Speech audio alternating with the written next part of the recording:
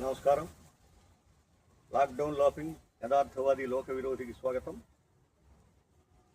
ఏమండి పేరయ్య గారు, మా అబ్బాయికి ఒక 18 సంవత్సరాల అమ్మాయి ఎక్కడ ఉంటే చూసి పెట్టండి. అమ్మా, 18 సంవత్సరాల పిల్లలు, ఆడపిల్లలు ఎక్కడున్నారమ్మా?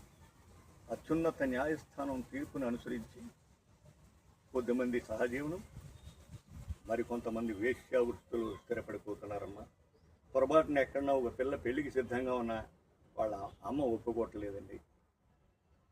ఎప్పుడో 8,69,128 సంవత్సరాలకి పూర్వం త్రేతాయుగంలో ఒక రాముడు, ఒక సీత, అదే మన నీటి నాటికి నేటికి ముందు తరాలకి కూడా అదే శిరోధార్యం. ఇటువంటి పవిత్ర భారతాయుగంలో అటువంటి తీర్పులు ఎంతవరకు సమంజసం? మీ పిల్లల్ని మీరే జాగ్రత్తగా చూసుకుండమ్మా. ఈ తీర్పులు వాళ్ళ కంటపడితే వాళ్ళు మీ కంట పడరు. జై హింద్. భారత్ మాతాకు జై.